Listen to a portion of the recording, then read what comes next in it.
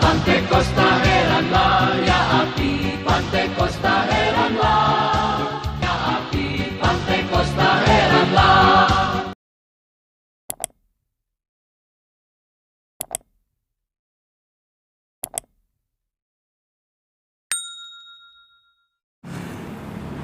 Haleluya, shalom, salam bahagia. Kita jumpa lagi di TV Pantekosta dalam serial pelajaran tentang Roh Kudus. Dan kita ada pada tema 16 peran Roh Kudus dalam hidup manusia. Kita sudah lihat bagian pertama, bagian kedua. Sekarang kita masuk pada bagian yang ketiga, nomor 11. Roh Kudus bersaksi. Dalam Ibrani 10 ayat 15, dan tentang hal itu Roh Kudus juga memberi kesaksian kepada kita. Dikuatkan dengan Roma 8 ayat 16, Roh itu bersaksi bersama-sama dengan roh kita bahwa kita adalah anak-anak Allah. Ini bicara soal kesaksian yang pasti, yang tidak mungkin salah, kesaksian yang benar. Roh Kudus bersaksi kepada kita, luar biasa. Kata itu hampir sama dengan yang kita bahas dalam poin 10, tapi ini katanya sedikit berbeda karena bunyinya sumar tureo, yang berarti memberikan kesaksian secara bersama-sama dan bersama-sama memberikan bukti. Kesaksian yang pasti. Roh Kudus ada bersama-sama dengan kita dalam penginjilan, dalam pekabaran pelayanan Injil, dan Roh Kudus itu memberikan kekuatan, kepastian dan bukti kepada kita. Dan itu juga berarti bersaksi untuk menguatkan. Kesaksian manusia itu banyak kali salah dan tidak kuat, tapi kesaksian Roh Kudus itu tajam, kuat, dan memberikan dampak yang sangat luar biasa. Maka dari itu sebagai orang percaya, mari kita dekat dan melekat dengan Roh Kudus karena dia manis, dahsyat, dan luar biasa. Nomor 12, memberi hidup dan memerdekakan. Haleluya. Kehidupan kita tanpa Roh Kudus mati, dan tanpa Roh Kudus kita adalah orang-orang yang terikat. Kita adalah budak setan. Tapi ketika Roh Kudus memenuhi kita, kita jadi beda. Kita hidup dan kita merdeka. Dalam 2 Korintus 3 ayat 17, sebab Tuhan adalah Roh, puji Tuhan, dan di mana ada Roh Allah, di situ ada kemerdekaan. Apa yang dimaksud dengan kemerdekaan dalam bahasa aslinya? Itu ditulis eleutereo. Eleuthero. Kata eleuthero ini berarti terbebaskan. Seperti seorang yang diikat dengan tali temali, terbebaskan. Dan membebaskan dari tanggung jawab moral.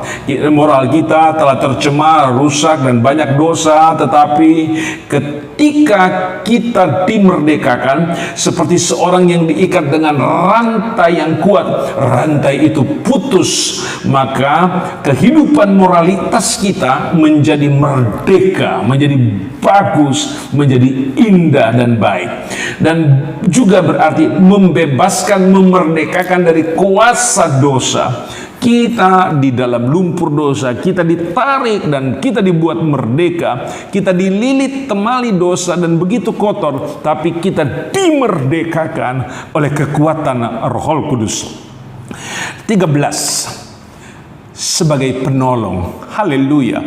Dalam bahasa asli disebut parakletos. Kalau kita baca Yohanes 14 ayat 16, Aku akan minta kepada Bapa, dan Ia akan memberikan kepadamu seorang penolong yang lain, supaya Ia menyertai kamu selama-lamanya. Ayat 17, yaitu Roh kebenaran. Dunia tidak dapat menerima Dia, sebab dunia tidak melihat Dia dan tidak mengenal Dia. Haleluya. Apa pengertian parakletos itu? Mari kita lihat. Parakletos itu berarti pemberi bantuan. Memang kita perlu bantuan, kita perlu sokongan karena kita lemah dan tanpa daya. Ada Roh Kudus, maka kita terbantukan. Nomor 2, sebagai pembela, penasihat hukum, pengacara, dia akan total membela kita karena kita miliknya. Dia tidak mau kita masuk penjara, dalam api neraka kekal selama-lamanya. Dia bela kita dalam banyak perkara, dalam banyak hal. Sebab itu kita harus mengasihi dia dan percayakan kehidupan kita kepada Sang Penasihat Agung. Dan juga sebagai pendoa syafaat, dia terus membela kita di hadapan Bapa di sorga. Dia berdoa bersama-sama dengan kita dengan keluhan yang tidak terkatakan sebagai bentuk pembelaannya pada kita. Dan dia disebut penolong. Parakletos itu penolong. Saat kita tidak kuat, dia kuatkan. Saat kita susah, dia hiburkan. Saat kita dalam derita, dia hiburkan. Saat kita dihinakan, dilecehkan, dia angkat martabat kita. Dia penolong sejati bagi kita. Berikut, pembimbing dalam pengetahuan dan kebenaran. Ya, kadang-kadang kita menjadi begitu bodoh tanpa hikmat. Kebenaran jauh dari kita. Tapi kalau kita memiliki akses dengan Roh Kudus, maka kita akan memiliki hikmat sorgawi, kebenaran ilahi, dan pemberi kekuatan ilahi dalam menghadapi pencobaan dan dalam menghadapi aniaya. Ke depan kita tidak tahu akan ada perubahan-perubahan politik atau apa saja, dan kita perlu pembelaan dan pertolongan. Roh Kudus akan memberi kita kekuatan yang pasti, dan pasti juga kita akan jadi kuat. Berikut, dia mempunyai pengertian penghibur. Haleluya.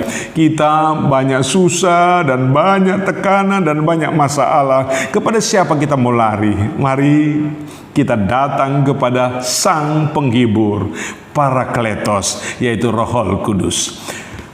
Nomor 14, membantu dan mendoakan. Ya, kita memang sangat memerlukan dukungan. Roma 8 ayat 26. Demikian juga Roh membantu kita dalam kelemahan kita, sebab kita tidak tahu bagaimana sebenarnya harus berdoa, tetapi Roh sendiri berdoa untuk kita kepada Allah dengan keluhan-keluhan yang tidak terucapkan. Ayat 27. Dan Allah yang menyelidiki hati nurani mengetahui maksud Roh itu, yaitu bahwa ia sesuai dengan kehendak Allah berdoa untuk orang-orang kudus. Jangan khawatir dalam hidup ini, jangan takut. Tuhan tahu, Roh Kudus tahu kelemahan kita, kesusahan kita, ketidakberdayaan kita. Ia ada di sisi kita, bahkan dia ada di dalam kita, berdoa untuk kita kepada Bapa dan untuk semua orang kudus yang lainnya. Jangan kita khawatir dan ragu. Ada Roh Kudus memberikan pembelaan total bagi kita. Nomor 15, menyucikan dan membenarkan. Kita kotor, tapi dia sucikan kita.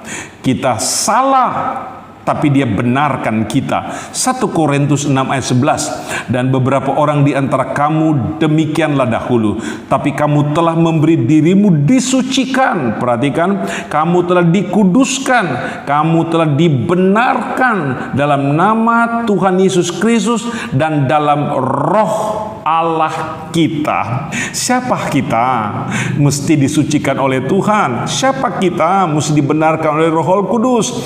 Kita miliknya dan harta kesayangannya, dan dia akan melakukan apa saja untuk kita. Ini merupakan kebanggaan luar biasa untuk kita. Kita tengok selanjutnya, nomor 16, menjadikan kita anak Allah. Ini adalah puncak dari peran Roh Kudus.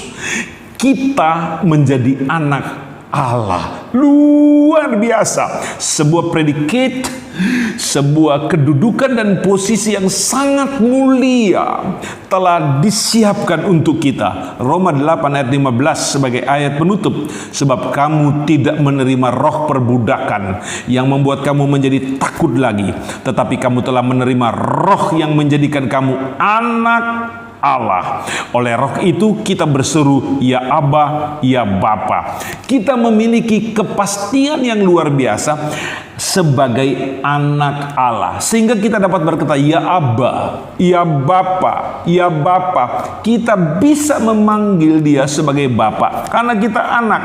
Karena Dia Bapa, pemilik segala sesuatu, penjamin segala sesuatu, dan mampu melakukan segala sesuatu. Tidak mungkin kita anaknya Dia mau biarkan. Dia pasti akan menjawab doa kita. Dia pasti turun tangan membela anak-anaknya. Ini kepastian yang luar biasa. Inilah yang kita sudah lihat poin-poin ini. Mari kita kembali melihat 6 poin yang terakhir. Nomor 11. Roh Kudus bersaksi untuk kita. Nomor 12, Roh Kudus memberi hidup dan memerdekakan kita. Dan 13, Roh Kudus adalah penolong atau parakletos untuk kita. Dan 14, Roh Kudus membantu dan mendoakan kita. Haleluya.